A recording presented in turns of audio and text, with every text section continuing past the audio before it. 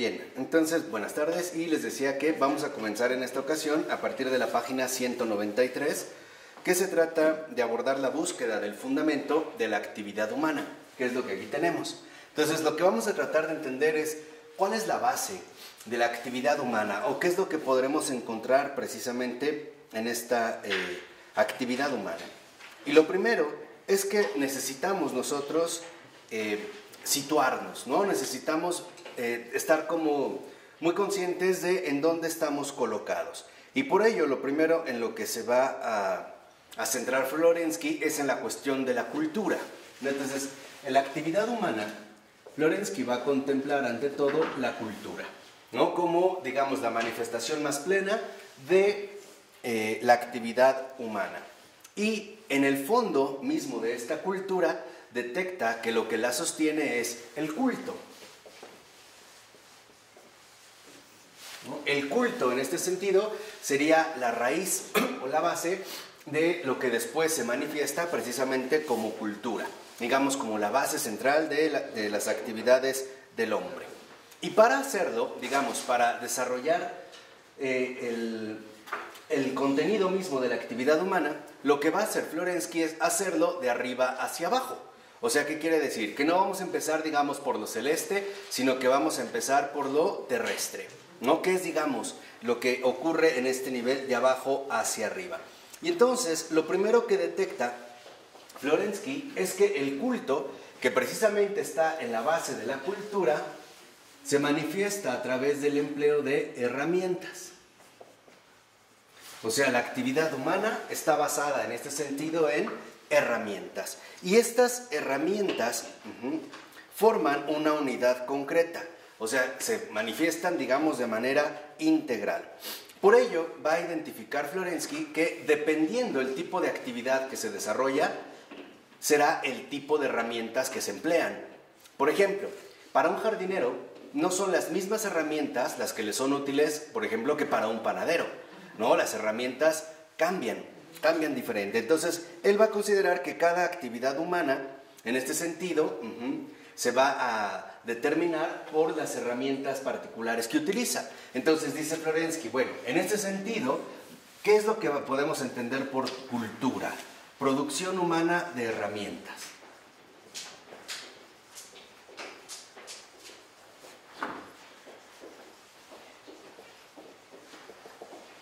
Aquí ya aparecería, digamos, la primera definición de cultura, esta producción humana de herramientas.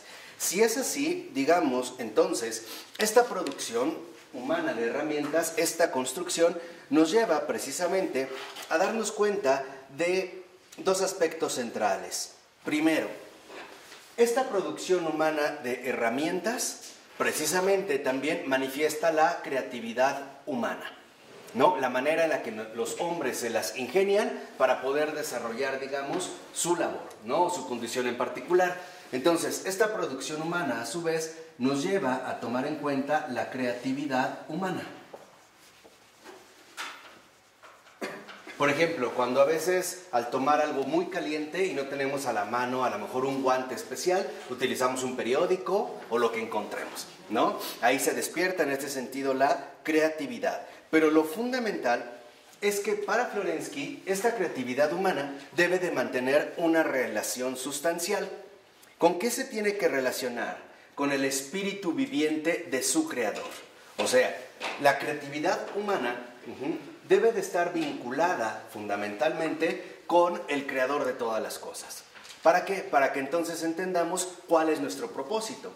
Por ejemplo, la creatividad humana, a grandes rasgos, se nos ha dado precisamente para mejorar nuestras condiciones de vida, aplicado en todos los niveles. No, por ejemplo, para fomentar la guerra o la destrucción, ¿no? Así como alguien pudo haber diseñado una herramienta particular que mejorara la cosecha o la siembra, no para desarrollar un arma, por ejemplo, ¿no? Un arma para matar a alguien más. Entonces, aquí digamos que Florensky detecta, y lo dice en la 194, más o menos a la mitad de este primer párrafo, que las herramientas son proyecciones de los órganos de los hombres. O sea, esta creatividad humana se va a representar a su vez a la manera de proyecciones. Ejemplo, Si yo no puedo alcanzar el techo estirando mi brazo, entonces, a partir de la creatividad humana, yo desarrollaré una herramienta que me lo permita. Por ejemplo, un plumero, ¿no? Me permite a mí alcanzar o una escoba o un palo en particular, dependiendo, digamos, el propósito que yo quiero realizar. Pero esta herramienta es una proyección de mis propios miembros. En este caso, por ejemplo, sería la proyección de mi brazo o los anteojos, que también es una herramienta. Sería una proyección de mis ojos. Me ayudaría, digamos, en ese sentido, a ampliar mi visión, ¿no? Entonces, dice Florensky que si esto es así, entonces los órganos de nuestro ser, espirituales y corporales, son las herramientas del espíritu. Entonces, lo que propone es que estas proyecciones no deben de tener solo un fin enteramente práctico o utilitario, sino que deben de tener más bien un fin espiritual. O sea, ¿cuál es, digamos, el resultado que buscamos obtener a través del desarrollo de estas herramientas? Entonces, lo que vemos es que si estas son proyecciones empíricas, o sea, utilizamos materiales particulares para construirlas, ¿no? Piensen, por ejemplo, no sé, en los barcos, ¿no? La elaboración de un barco, o incluso los zapatos también es una herramienta que nos permite proteger los pies. En este sentido, sería una proyección de mi propia piel, ¿no? La idea de que no esté al desnudo para no lastimarse o para no desarrollar otro tipo de problemas. Lo fundamental es que entonces, para Florensky, estas proyecciones que son enteramente empíricas, se tienen más bien que conjugar en una realidad corporal espiritual. ¿Qué quiere decir esto? Que no solo podemos elaborar herramientas con un fin enteramente práctico, por ejemplo, para realizar algún tipo de actividad, sino que también esta se debe de espiritualizar. ¿Qué significaría en este sentido que se debe de espiritualizar?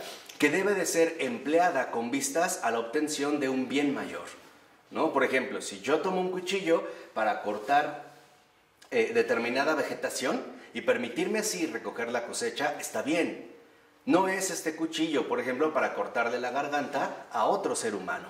Entonces, estas proyecciones, que en principio son empíricas, también para Florensky deben de ser equivalentes en su dimensión espiritual. De tal manera que dejen de ser meras cosas y se conviertan en ese sentido en herramientas verdaderamente benéficas. Por eso va a decir a grandes rasgos Florensky que esta producción de herramientas puede ser tipificada o puede ser ejemplificada en tres tipos particulares de producciones, ¿no? Estas proyecciones empíricas y espirituales. Se van a dar tres. La primera es la producción de herramientas máquina, ¿no? Entonces tendríamos que estas proyecciones son de tres tipos. Uno, herramientas máquina.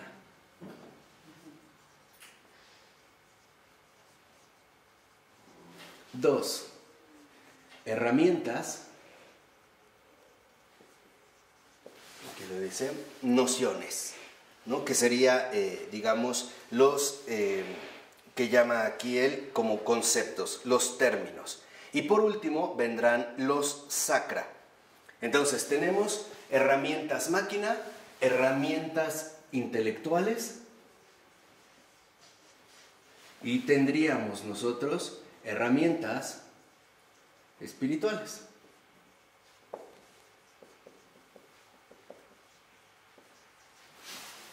Estas herramientas máquina, cualquier artefacto que empleamos, desde un tractor o una chamarra o una excavadora, etc., para Florensky deben de ser llamadas instrumenta, que en efecto son los instrumentos que nosotros empleamos, por ejemplo, para desarrollar nuestras actividades humanas. Por ejemplo, al cocinar algo en particular, utilizamos instrumentas, ¿no? Por ejemplo, un sartén, ¿no? O un comal para calentar las tortillas o algo en particular. Hoy son más sofisticados, por ejemplo, si empleáramos un horno de microondas. Pero no importa, sigue siendo una instrumenta. En cambio, las herramientas intelectuales son nociones, o sea, los conceptos que nosotros empleamos para comunicarnos, ¿no? Las ideas que nosotros vamos desarrollando. Y estas herramientas espirituales no son ni instrumenta ni nociones, son sacra, ¿no? Que provendría, digamos, precisamente de esta relación con lo sagrado. Entonces, lo que sí considera en este sentido importante Florensky es lo siguiente: los instrumenta. Vamos a comenzar por los uno, estos instrumentos máquina o estas herramientas máquina, ¿no? Enteramente funcionales. ¿Qué pasa con ellos? Que ejemplifican precisamente una antinomia, ¿no? Una tensión profunda. ¿Por qué? Porque por una parte constituyen, digamos, erga. O sea, erga son las cosas, la cosa misma. Por ejemplo, la botella. Pero esta botella, a su vez, está previamente concebida por el pensamiento. ¿Qué quiere decir? Que nosotros, antes, por ejemplo, de fabricar un instrumento, primero lo concebimos, ¿no? O podemos decirlo, pensamos, ¿no? Como cuando te dejan un dibujo, primero tienes una noción y después lo llevas a cabo, ¿no? Lo realizas. O si vas a construir una casa, no empiezas así. Primero elaboras una noción. Tienes una noción de las cosas y después, digamos, ya se va precisamente a materializar. Entonces, aquí Florensky, a su vez, pone, digamos, al descubierto dos cosas. La herramienta máquina, los instrumenta, son cosas. Son las cosas, digamos, materiales que nosotros en este sentido realizamos. Pero las cosas están a su vez subordinadas a la actividad racional, o sea, a las nociones. En este sentido, podríamos decir, o como lo llama Florensky en griego, sería la energía. A cada cosa le corresponde previamente su noción. Por ejemplo, si un arquitecto está pensando construir una casa, primero tiene que hacer un plano. El plano es la noción, cómo va a quedar, los cuartos, las medidas, incluso los materiales que se van a emplear. Primero tenemos una noción. Ya después esta noción la vamos, digamos, a desarrollar a través del empleo material con el que contamos, ¿no? La elaboración de las cosas. Entonces, las herramientas intelectuales o nociones no son cosas, es energía, o sea, actividad intelectual.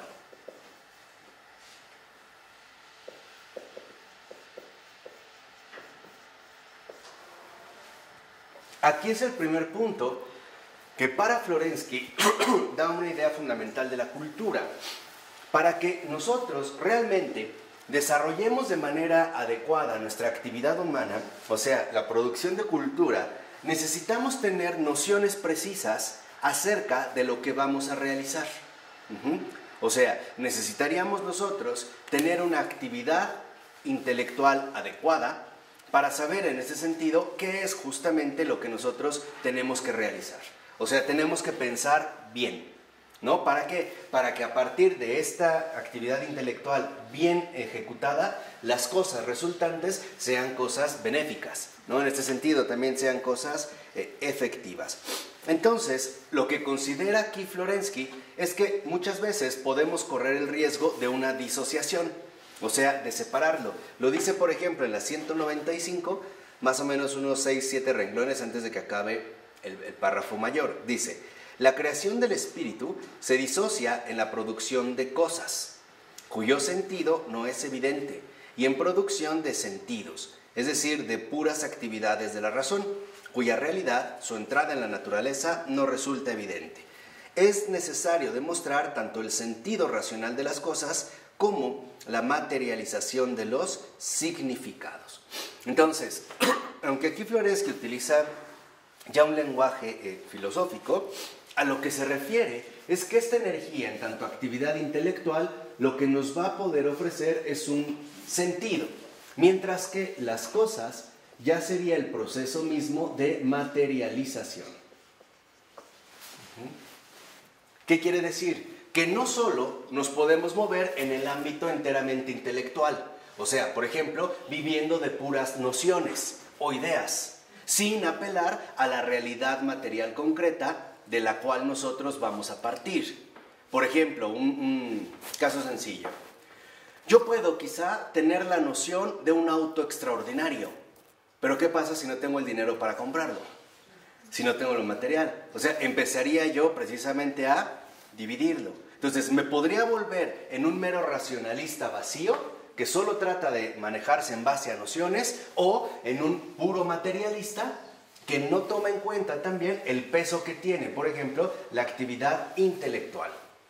Para Florensky, materialización y sentido, material e inmaterial, forman las dos, digamos, las dos bases fundamentales de la vida espiritual.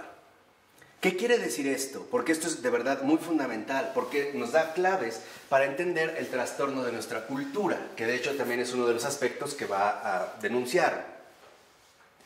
Hay mucha gente que considera, por ejemplo, que la actividad espiritual, o en general la vida espiritual, no depende para nada de cosas materiales, ¿no? Que todo depende, por ejemplo, de la piedad que un sujeto pueda desarrollar. Y entonces de las ideas, por ejemplo, que nosotros podamos concebir o ir, digamos, produciendo, ¿no? En este sentido de nociones. Y entonces, por ejemplo, ven mal, en un caso muy concreto, que un sacerdote maneje un automóvil. Y más si se trata de un automóvil lujoso o costoso. Y al revés, hay quienes consideran que la vida espiritual en realidad no depende de las nociones, sino de las condiciones materiales de vida en las cuales nosotros precisamente estamos viviendo. Y perdemos de vista entonces el sentido. Por ejemplo, sea uno sacerdote o no, religioso o no, uno debe de entender algo muy muy claro. La idea es que todas las cosas no son fines, son medios. ¿Qué significa? Todas las cosas nos sirven para algo más. Por ejemplo, un sartén solo sirve si ahí puedo yo cocinar algo más. Y el resultado será un huevo revuelto, una sincronizada, hasta un guiso a lo mejor más elaborado, ¿no? En este sentido, todas las cosas son medios. Esto es lo que les da su sentido. Por ejemplo, el dinero. ¿Es un fin o un medio? Es un medio.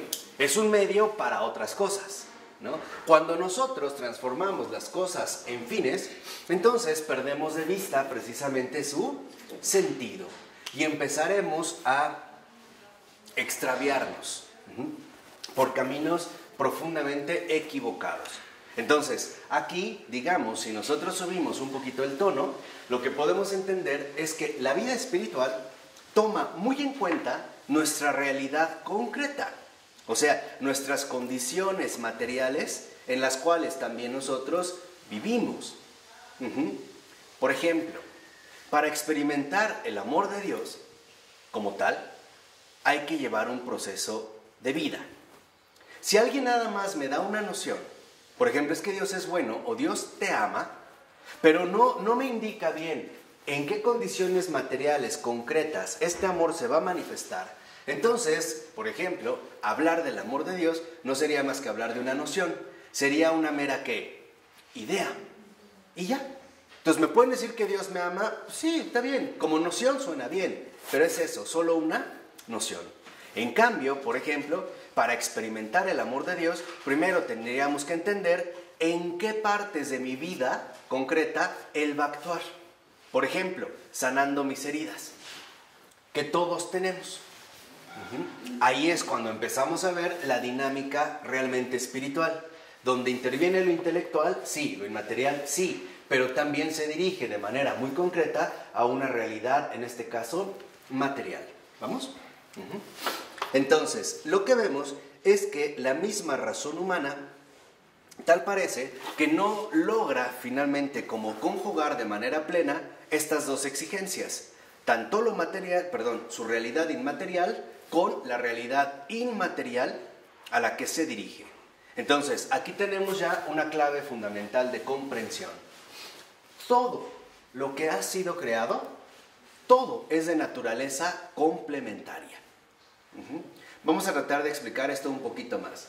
Significa que todo lo material no está acabado en sí mismo. Lo material necesita de lo inmaterial, de la actividad intelectual para que adquiera una determinada forma.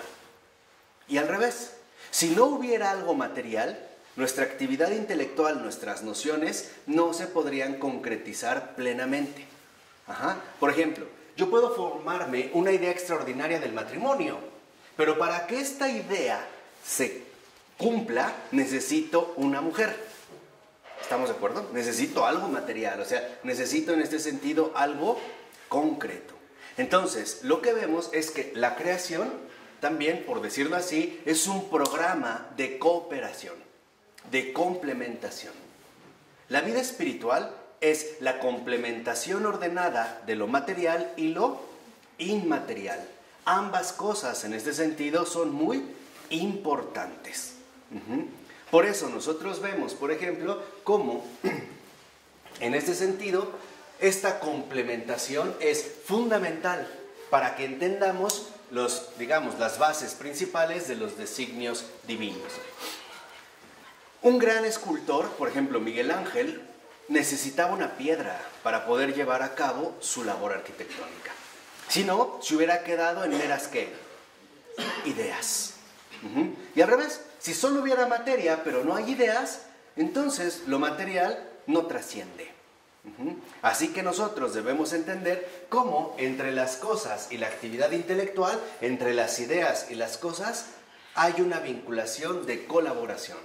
Es importante que ambas queden unidas a partir de una relación de fecundidad, o sea, que sean fecundas, que nuestras ideas correspondan con nuestra... No, que nuestras ideas, lo inmaterial, corresponda con nuestra realidad material. O sea, en este caso, por ejemplo, con las condiciones concretas de vida que tenemos. Hoy en día, en nuestra cultura, se tienden a disociar gravemente. Por ejemplo, hay quienes consideran que lo único fundamental son las cosas, tener cosas. Pongamos un ejemplo ahorita muy sencillo para estos niños que tenemos hoy acompañándonos. A lo mejor muchos de ustedes quieren un celular, pero no se han puesto a pensar para qué. O sea, les interesa la cosa. Les pueden dar un celular muy sofisticado. Lo más seguro es que no lo van a saber usar, pero tiene la cosa. Entonces, lo importante no es solo las cosas, sino el para qué, con qué propósito va a ser. ¿Sí me explico?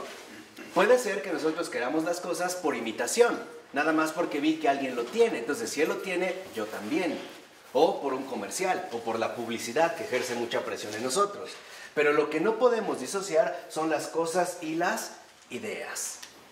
Deben de ir conjugadas. Porque si no, nuestra vida se va a empezar, por ejemplo, a desordenar. O pongamos a alguien que tiene la idea obsesiva de por qué no nació en Alemania. ¿Por qué no es alemán? Y su realidad concreta es que no nació en Alemania, nació en México. Y es mexicana. Entonces, tenemos que, primero, asumir nuestra realidad concreta, ¿no? Y no despegarnos, digamos, hacia ambos lados. Otro ejemplo muy sencillo. Cuando estuvo en México, en la presidencia, alguien como Vicente Fox, él tuvo la idea de que era importante que todos los niños tuvieran acceso a la computadora, ¿no? Entonces, mandó como 1000 computadoras a una comunidad indígena de Puebla. Pero en esa comunidad no tenían ni luz. No había luz. Tenían las computadoras, pero no había luz. Entonces, ¿de qué sirvieron? ¿De qué? De nada. No sirvió de nada. Entonces, podríamos decir, ¿qué es lo espiritual? Lo espiritual, en este sentido, la cultura, el culto, es la conjugación profunda entre lo material y lo inmaterial. Aquí es cuando nosotros vamos a encontrar precisamente el sentido. Entonces, lo que nosotros ahora buscamos es la espiritualización de las cosas. Espiritualizar las cosas significa encontrar su sentido racional, que es lo que yo les había comentado. Por ejemplo, el hecho de el preguntarte ¿para qué? Miren, aquí voy a hacer nada más un breve paréntesis para que entendamos una de las dinámicas fuertes que hoy nos presionan, y son falsos programas de felicidad. ¿Qué son estos falsos programas de felicidad? Que nuestra cultura, que no conjuga, los instrumenta con las nociones, mucho menos alcanza la dimensión sacra, lo que vemos es que nos propone que nosotros deseemos ávidamente cosas, pero que no nos pongamos a pensar ¿para qué? La idea es que las cosas nos resulten sumamente atractivas, irresistibles, pero que entendamos, que no pensemos en si realmente es necesario o no, si realmente en ello voy a encontrar mi felicidad o quizá mi infelicidad. Entonces, aquí es cuando nosotros debemos de plantearnos siempre esta pregunta fundamental. Ok, yo quiero esto, está bien, pero ¿para qué? Ejemplo, yo quiero un coche para poder llegar más rápido a la escuela y no faltar a clases, perfecto. O quiero un coche para poder llevar a mi abuelita al doctor, perfecto. Pero si yo digo que quiero un coche para llegar más rápido con mi amante, entonces no funcionó, ¿no? O al revés, o que quiero un coche para poder distribuir más rápido droga, no va por ahí. Entonces, dentro de esta conjugación, eso es lo que se llama la espiritualización de las cosas. Entonces, ¿qué es lo sacra? La espiritualización de la instrumenta y las nociones, de las cosas y las ideas. Eso es lo sagrado. ¿Sí? ¿Vamos? Eso es lo sacra. Entonces, lo sacra, o la dimensión de las herramientas espirituales, es una espiritualización. O sea, cosas, ideas juntas. Quizá hoy en nuestra cultura es muy normal que uno compre algo o adquiera algo y nunca lo usaste. Y después ya tarde te preguntas, ¿y para qué lo compré? O sea, ¿qué caso tuvo? ¿Tenía realmente sentido o no? No. Cuando no tiene sentido, entonces estas cosas, en lugar de ser benéficas, se van a volver perjudiciales. ¿Por qué? ¿Por qué nos van a perjudicar? Y esto es algo importante que no podemos perder de vista. Porque entonces no vamos ya a empezar a distinguir claramente entre lo necesario y lo superfluo. Que eso es algo, por ejemplo, en lo cual San Agustín insistía bastante. La distinción real entre lo necesario y lo superfluo. Entonces, siempre cuestionarnos en las cosas en el para qué. Entonces, lo que vemos es que para Florensky, la espiritualización de las cosas es justamente el núcleo fundamental del culto.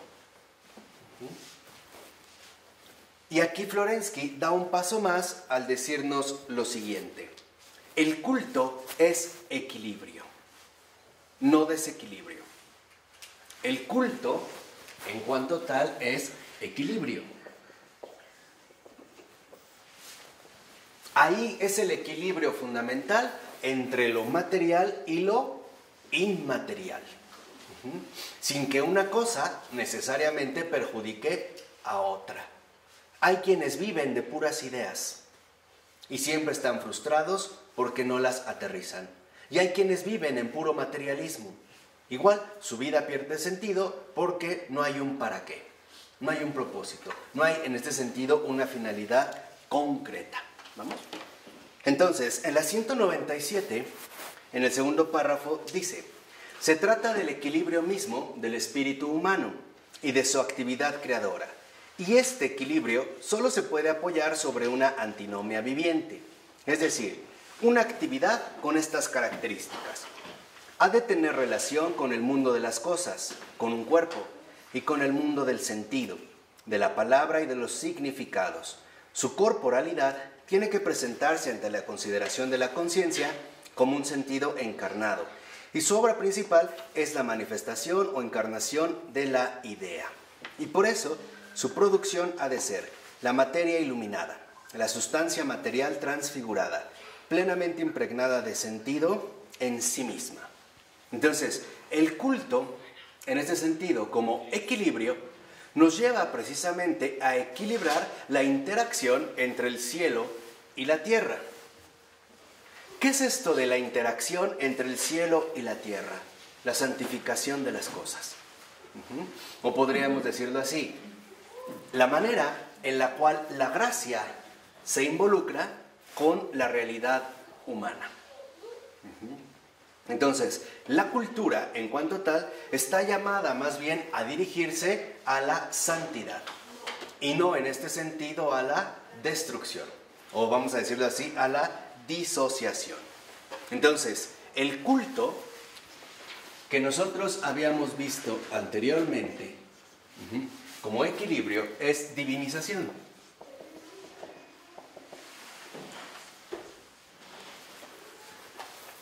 Ese es el culto. Y si dijimos al principio que el culto está en la base de la cultura, significa que entonces la cultura humana tendría que ser un proceso fundamental de divinización, o sea, de cercanía y manifestación de su propio creador, y no más bien la negación de este creador. Por ejemplo, cuando nosotros nos preguntamos, ¿por qué si Dios es bueno permite que tantos niños mueran o que haya guerras? Estamos confundiendo el punto, porque en realidad esto ha surgido porque el hombre no ha querido seguir a su creador, ha querido seguirse a sí mismo. Entonces, se le ha dado creatividad humana, pero esta creatividad humana exige madurez y exige responsabilidad. Es un riesgo, por decirlo así, que habría que correr. Si Dios no nos hubiera dado esta creatividad, no hubiéramos sido capaces ni siquiera, ni de desarrollar o proyectar una cuchara o una botella. Algo tan sencillo como una ¿qué? Botella. Entonces, la cultura, en este sentido, como un proceso de divinización, está íntimamente vinculada a la realidad profunda del alma humana.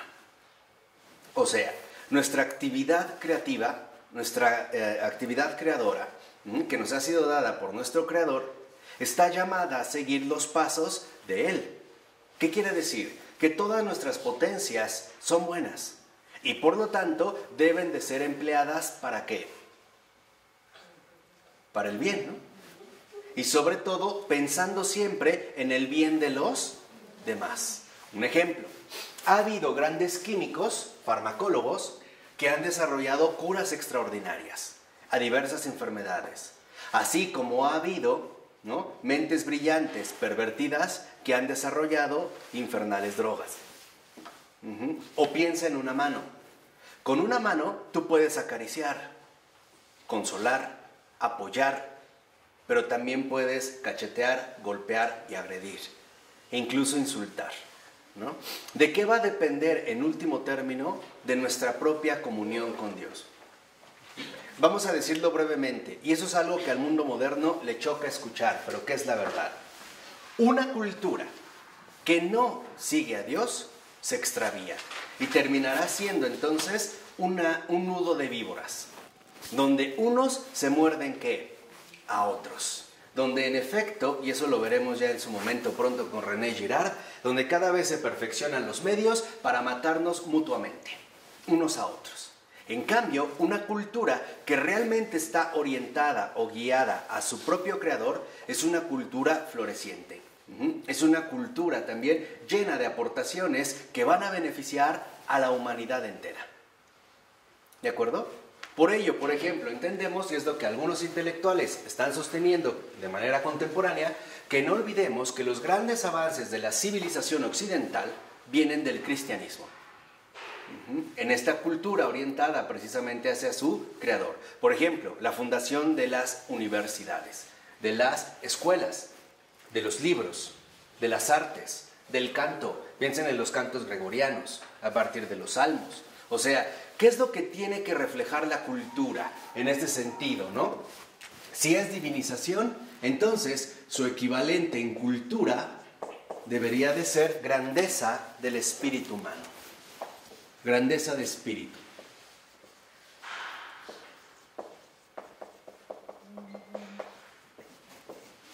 Esto tendría que ser el sello fundamental de una auténtica cultura. Hoy nosotros no vivimos una cultura así. Por el contrario, más bien parece que estamos viviendo una cultura destructiva, autodestructiva. Hay gente que nada más está pensando en cómo acabar con el mundo entero. Piensen, por ejemplo, en la producción de estas bombas químicas o en los atentados que se realizan y no en lograr que la humanidad avance hacia un mejor camino, ¿no? Que se logre finalmente alcanzar algo más grande y mejor. Entonces, lo que vemos en este sentido es que esta grandeza de espíritu, cultura, es actividad. Y como actividad, es una actividad orientada hacia Dios. Una persona sin Dios es una persona que no puede dirigirse hacia el bien. Tú velo, o sea, y creo que lo podemos ver en un sentido bastante inmediato, ¿no? Una persona que no cree en Dios, que es una de las cosas que, digamos, anunciaba Dostoyevsky en pleno siglo XIX, si Dios está muerto, todo está permitido. O sea, para una persona que no cree en Dios, todo está permitido. Desde el agravio, la ofensa, el maltrato, hasta el asesinato, o qué sé yo. 1001 cosas. Por eso es que se van a tener que inventar dioses sustitutos, ¿no? Como el culto a la muerte o a otras cosas raras. No, aquí lo que vemos es que en realidad esta actividad reconstituye para Florensky el movimiento fundamental de su antropodicea. ¿Qué quiere decir? Que en realidad la cultura como grandeza de espíritu es la manifestación de la grandeza humana. ¿Por qué? Porque esta grandeza de espíritu también le ha sido confiada al hombre. Cuando el Señor ha creado al hombre, la creación ya estaba y se la ha encomendado, esperando siempre lo mejor. Es algo similar a lo que ocurre con nosotros. Por ejemplo, cuando tú le das a un hijo algo, esperas que tu hijo lo use para bien, ¿no? Que lo use de la mejor manera. Pero ¿qué pasa si lo utilizó de la peor manera?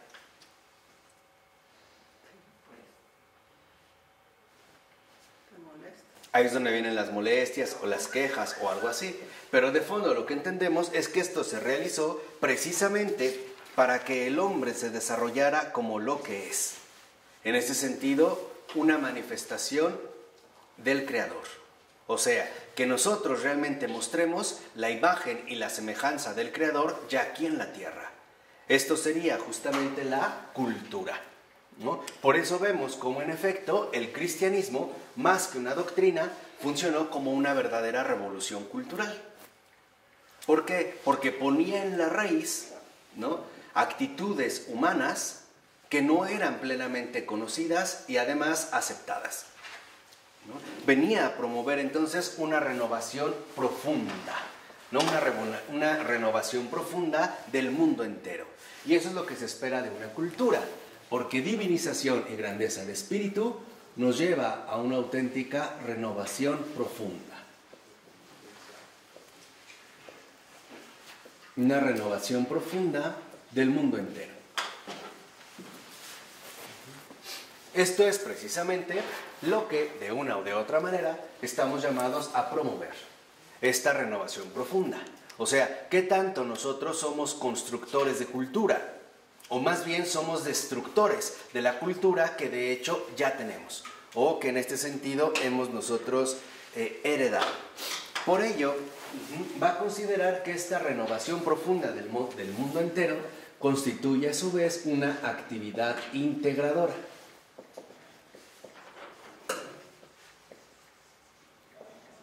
¿Qué va a integrar? ¿Qué es lo que se va a integrar en esta actividad? O esta actividad, digamos, ¿qué es lo que asume en una integración? El cielo y la tierra. Va literalmente, ¿no?, a integrar lo mejor con lo mejor. Lo mejor que ya Dios nos ha dado, en este sentido, para nosotros, lo que es mejor para nosotros. No mejor en sí mismo, sino lo que es mejor para nosotros y que nosotros respondamos también de la misma manera. Como a través de emplear, en pocas palabras, todas nuestras potencias, nuestros dones, nuestras cualidades, todas nuestras capacidades en favor de los demás. Que nos pongamos, en pocas palabras, al servicio del bien. Y por lo tanto, al servicio, vuelvo a insistir, de todos los demás.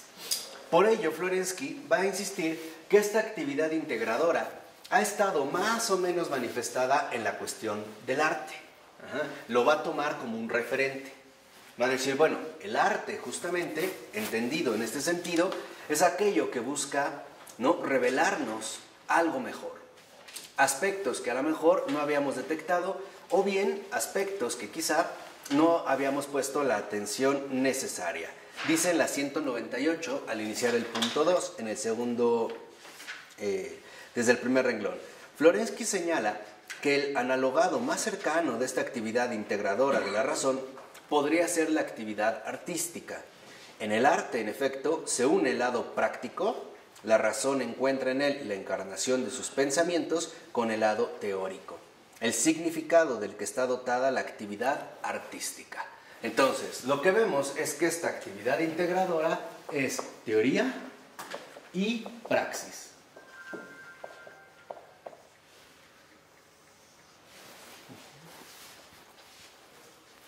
O sea, aquellas nociones que nosotros vamos adquiriendo, las vamos encarnando.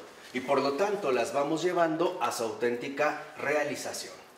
Es lo que nosotros también, de cierta manera, exigimos cuando solicitamos que alguien no solo hable, sino que actúe. O sea, que sea coherente con sus palabras, ¿no? Que vida y obra se manifiesten literalmente, ¿no? De coherencia. Entonces, lo que buscamos es que esta actividad integradora de teoría y praxis se transforme precisamente en realización. Lo que queremos es ser coherentes. Coherentes con lo que pensamos y lo que hacemos. Y al revés, coherentes también que aquello que hacemos esté finalmente en comunión con lo que pensamos. Y no tender en este sentido a la divagación.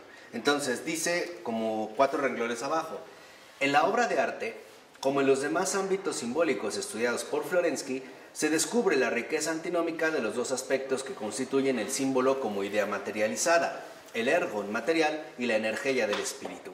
El arte, especialmente en las obras de arte plásticas, es por tanto un testimonio particularmente claro de la actividad integradora del espíritu humano.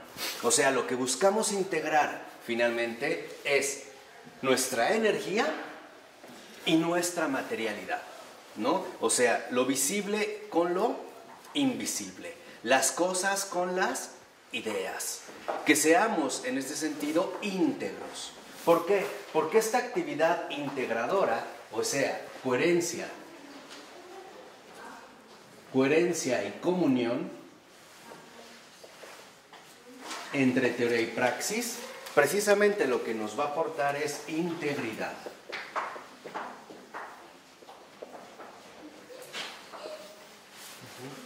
Y eso es algo de lo que nosotros quizá hoy en día carecemos.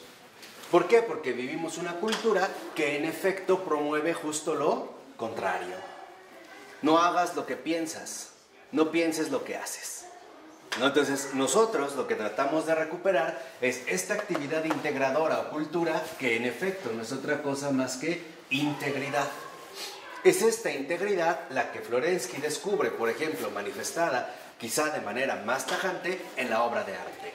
Aquello que el artista ha concebido en esta noción se ha visto materializada, sobre todo en las obras plásticas, de una manera en particular, ¿no? Ahí la obra de arte en este sentido representaría la conjunción de lo visible con lo invisible. Entonces, llevado al ámbito antropológico, lo que vemos es que la integridad que nosotros necesitamos adquirir conlleva que nuestra grandeza de espíritu se manifieste como una verdadera actividad integradora y que por lo tanto todo y cada una de las cosas que nosotros realicemos siempre sea para bien de los demás.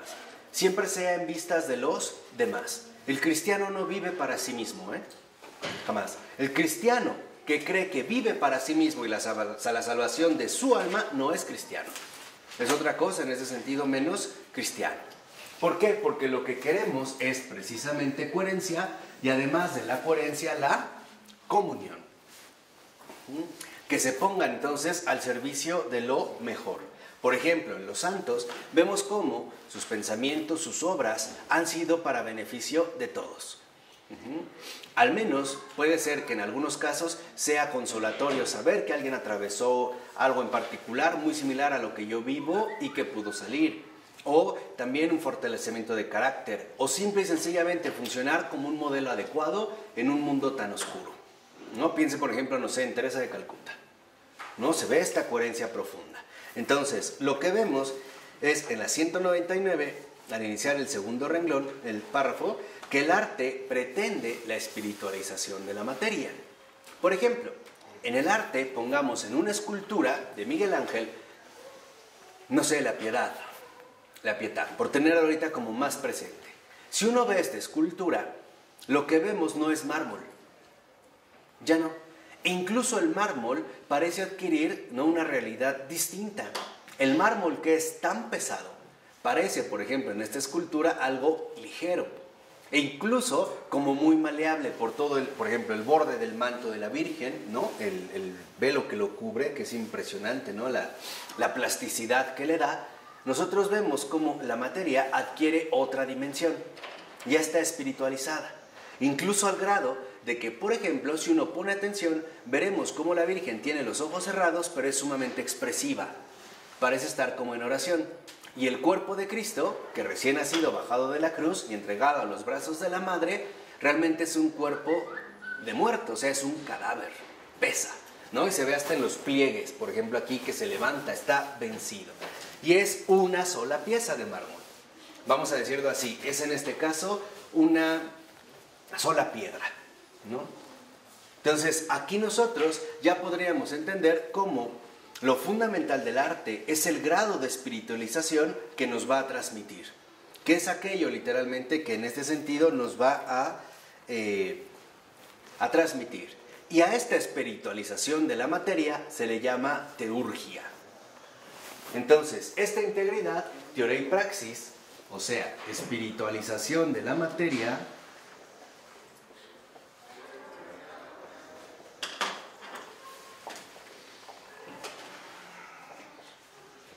y por lo tanto también materialización del espíritu,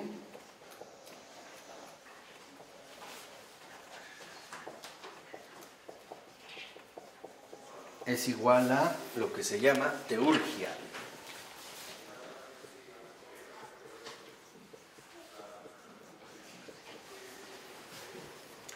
Si seguimos dentro de esta actividad integradora, veremos que la espiritualización de la materia significa que, por ejemplo, nosotros realmente asimilamos la gracia que nos ha sido concedida, a tal grado que la vamos a manifestar materialmente. Por ejemplo, una gracia de reconciliación. Si realmente el Señor, por ejemplo, ha sanado mi corazón de ciertas cosas, en la materialización, o sea, en su manifestación concreta, esas cosas que el Señor ha sanado ya no van a tener impacto. Y al revés, la materialización del espíritu es que yo estoy abierto o receptivo a lo que el Señor en efecto quiere darme. No sería en este sentido como tierra fecunda.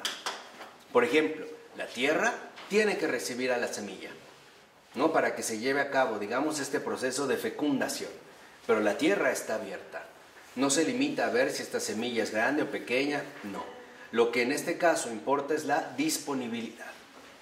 Entonces, aquí vemos un aspecto fundamental. Esta actividad integradora depende de base de una actitud. Y esta actitud es la disponibilidad. ¿Hacia qué voy a estar disponible? Hacia lo que Dios quiera. ¿Qué significa que voy a estar disponible hacia lo que Dios quiera? Que debo darme cuenta que hay cosas que Dios me quiere dar, pero hay cosas que Dios me quiere quitar, porque no son para mi bien. Y aquí es cuando nosotros empezamos realmente a reconocer, bueno, en esta renovación, en esta coherencia y comunión, en esta integridad, ¿cuál es el proceso fundamental en el cual se lleva a cabo, en este sentido, la teurgia? Y es, en este sentido, no es casual el ejemplo que utiliza Florensky, es muy similar a la cuestión del arte. Por ejemplo, en gran medida, un pintor, por ejemplo, escoge muy bien, un gran artista, un gran pintor, escoge muy bien los colores que va a emplear y quita colores que romperían, ¿no?, la armonía del cuadro. ¿Estamos de acuerdo? Lo mismo con los grandes músicos. Por ejemplo, si uno escucha con atención a Mozart, veremos que en Mozart uno puede percibir que Mozart no pone notas, sino como que quita, ¿no? Como que Mozart quita todo lo que puede arruinar la melodía. O sea, en este caso, la manifestación o expresión auditiva de la belleza. Para Mozart creo que sería inaudible, por ejemplo, el heavy metal, que llena de audio y de ruido todo, ¿no? No hay un momento en el que descansa la guitarra, por ejemplo, por no hablar de la batería, ¿no? Claro, podríamos decir, es un arte, ¿no? Una habilidad. Pero lo que quiero que vean es la diferencia, o sea, ¿qué es lo que necesitamos nosotros? ¿Saturación o purificación? Eso es lo que está de por medio.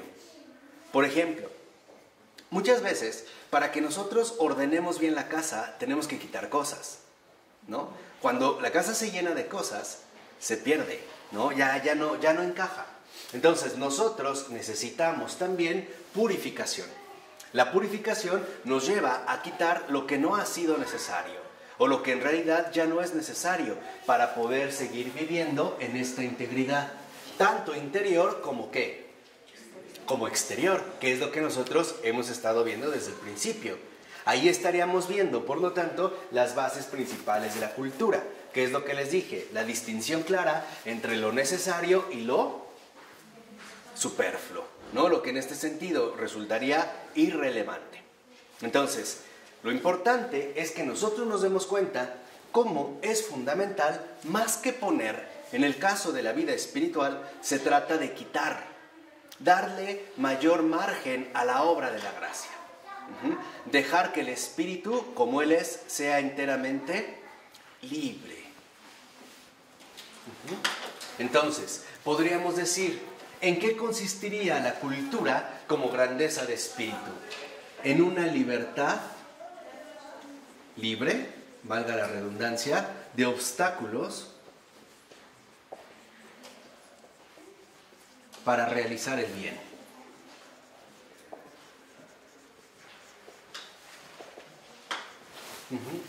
Porque aquí nosotros también ya podríamos ver un detalle fundamental.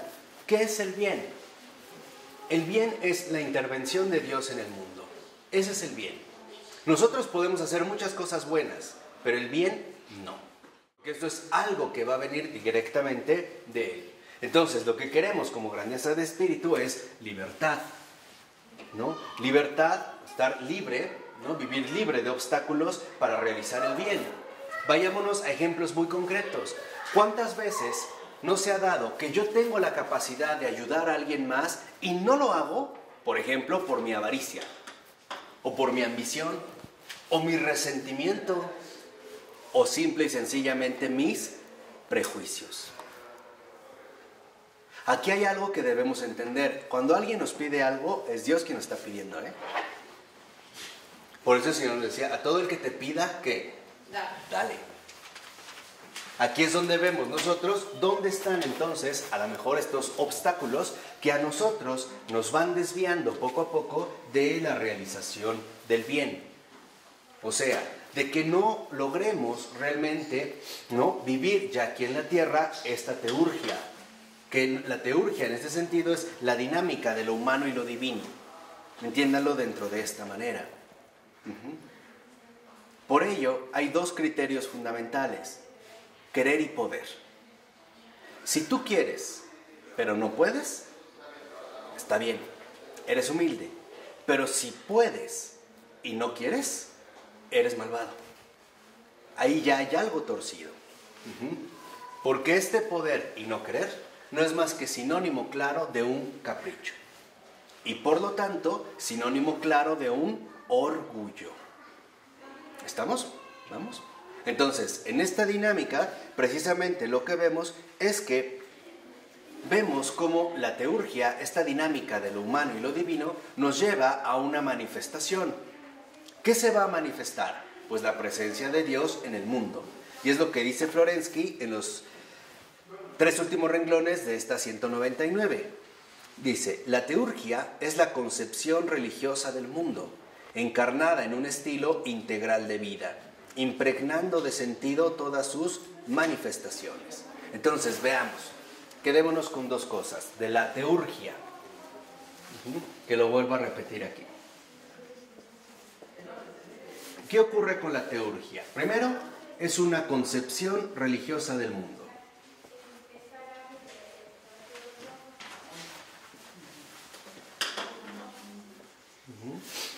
Para que lo vayamos captando más en su real profundidad. La teurgia, como una concepción religiosa del mundo, significa que entonces nosotros de antemano aceptamos la existencia de Dios. Y no solo la existencia de Dios, su intervención a favor de nosotros. De tal manera que entonces, dentro de esta concepción religiosa del mundo, puedo darme cuenta ya de que hay designios o propósitos que no son enteramente de este mundo. Que hay designios que nos invitan a trascender. En este sentido, podríamos decir también a mejorar. En la ex Unión Soviética, cuando estuvo el partido bolchevique en el poder, en esta dictadura realmente brutal, muchos les llamaban los sin Dios. ¿Por qué los sin Dios? Porque para su concepción del mundo no hay un objetivo, por ejemplo, al cual dirigirse. La vida humana no es respetable. De hecho, nada es respetable. Todo se va a limitar a los juegos sucios del poder, ¿no? Entre unos y otros. O sea, a las estrategias que nos pueden conducir a la adquisición del poder y a su conservación. ¿Vamos? En cambio, esto se supone que ya estamos orientados de una manera distinta. Comprendemos en la teurgia que nuestra finalidad en el mundo no se limita a lo que nosotros vivimos, sino que hay un propósito mayor, hay un designio. O, como hoy en día se utiliza bastante, cada uno de nosotros tiene una misión. Esta misión es el propósito por el cual ha sido creado, o para el cual ha sido creado. Y el núcleo o el corazón de toda misión es manifestar al mundo y en el mundo el amor de Dios. Ese es el núcleo de toda misión.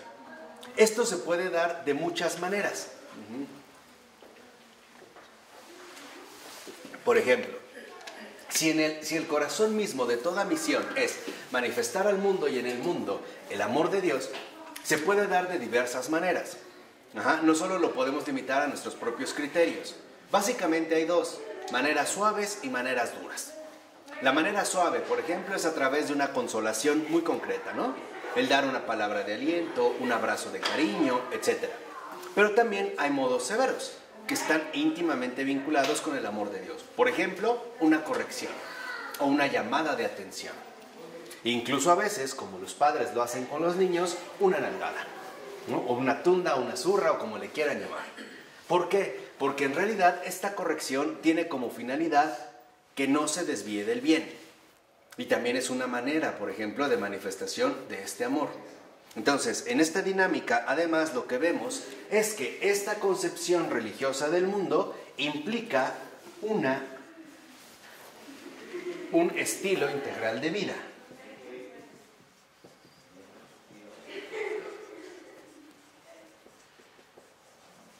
Y ahí es donde volvemos a recuperar la idea de integridad, o sea, de coherencia y comunión. ¿Realmente vivo lo que expreso? ¿Realmente vivo lo que confieso o no? ¿Realmente mi teoría, ¿no?, en esta concepción religiosa del mundo coincide con mi práctica?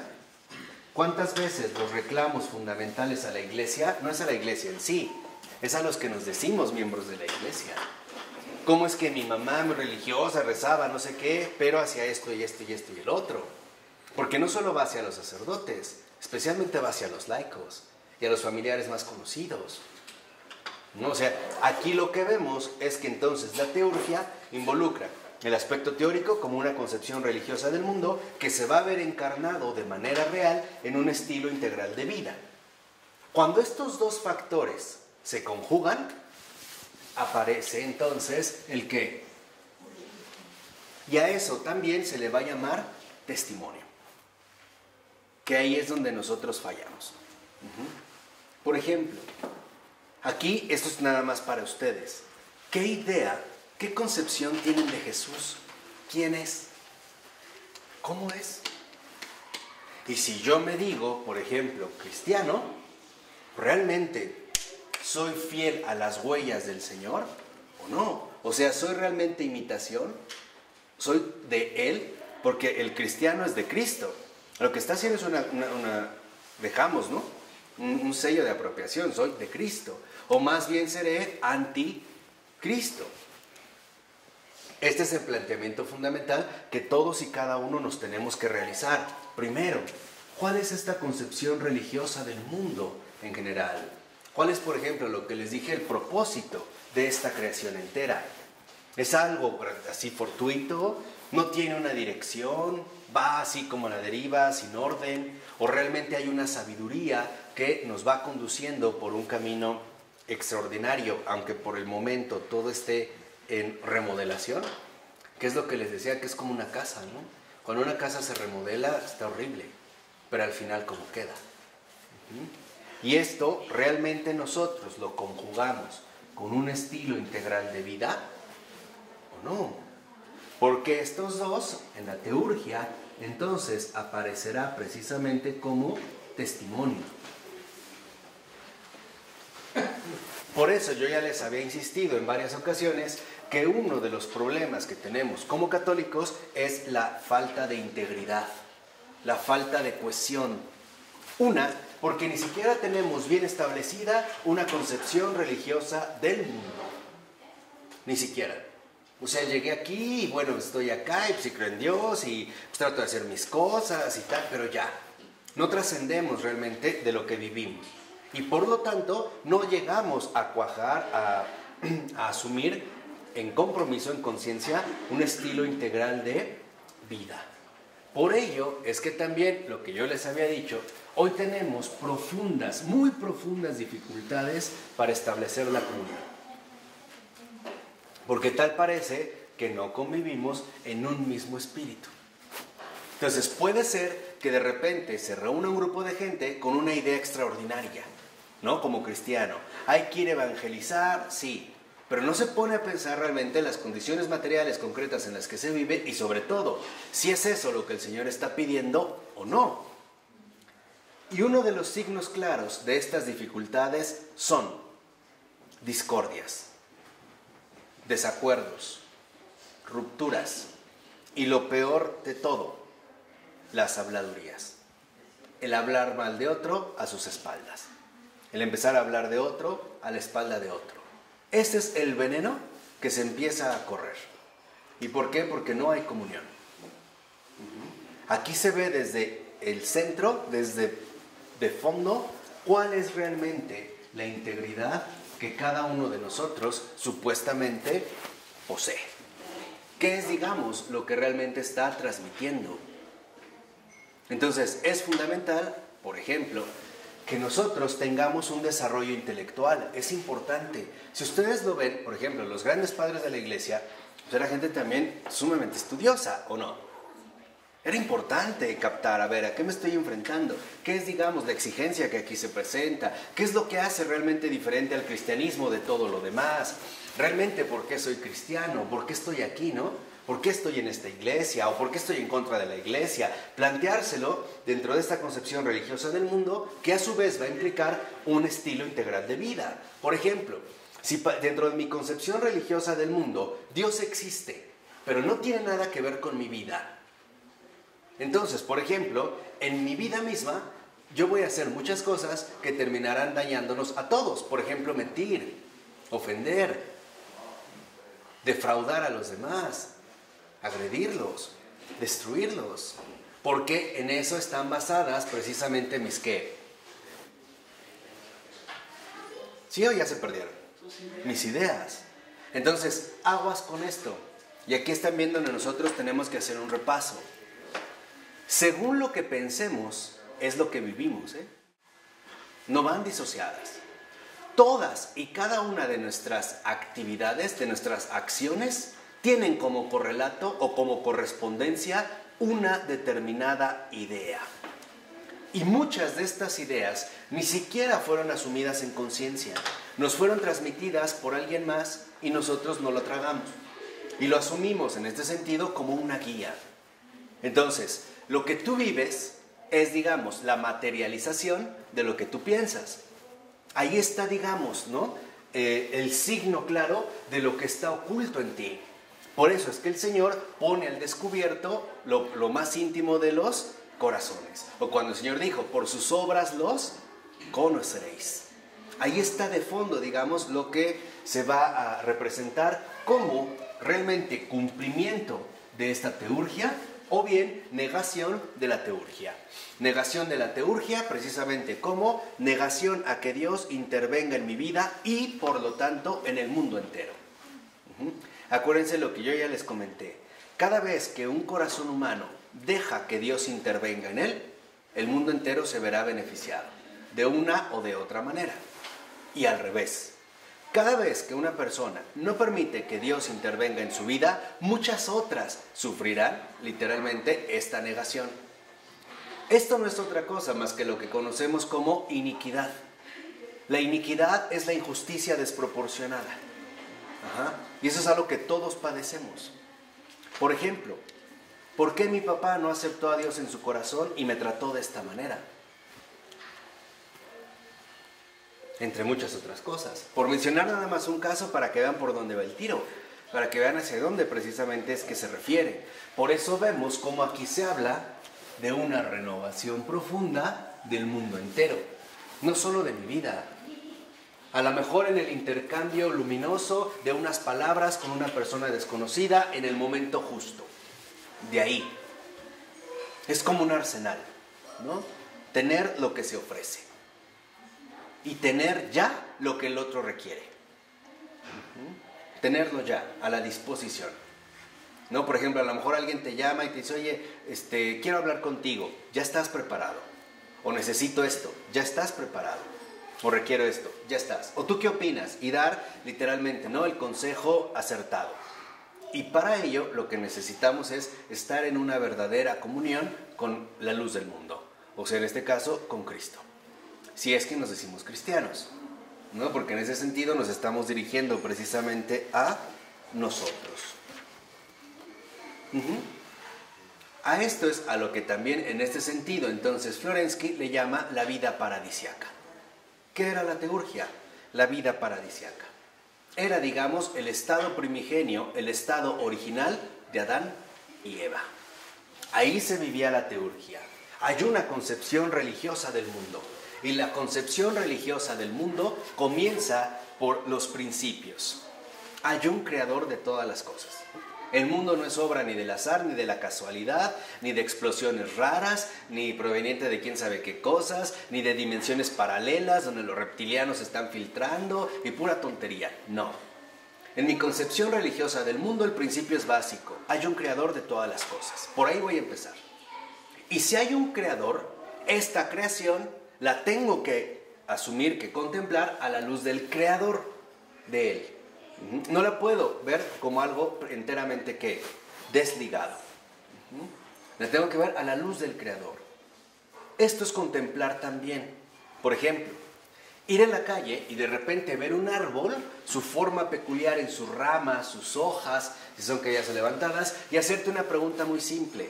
¿En qué estaba pensando el creador al hacer esto? ¿Cuál es el propósito?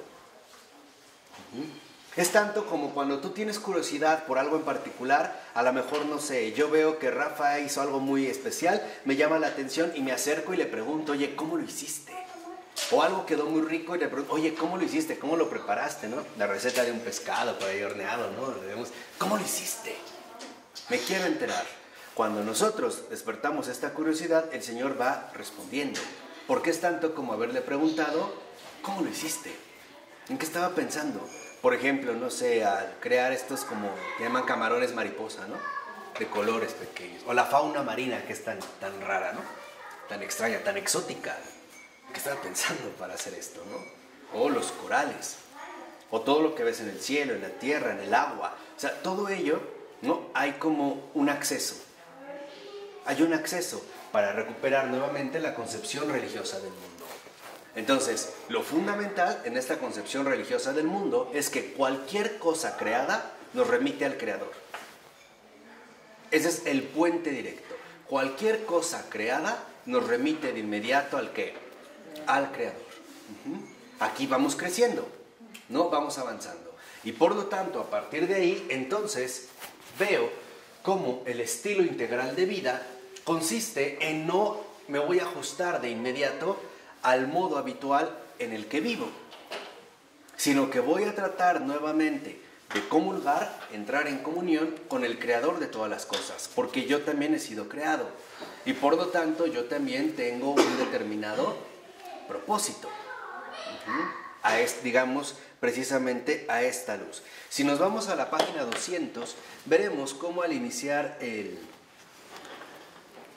esta cita, dice el texto: la teurgia, como tarea central de la vida humana, como plena transformación de la actividad en significado y plena realización del significado en la actividad, era en los tiempos antiguos el firme punto de apoyo de todas las actividades de la vida, el seno materno de todas las ciencias y todas las artes. Entonces, la teurgia, que precisamente está, ¿no?, en el núcleo mismo de la cultura, en el fundamento de la actividad humana, es precisamente la actividad central de la vida humana.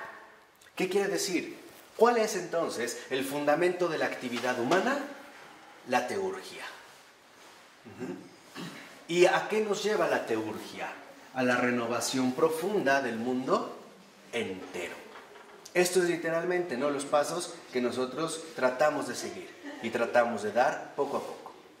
Por eso es muy importante tomarse en serio esta actividad a la que hemos sido todos llamados, de una o de otra manera.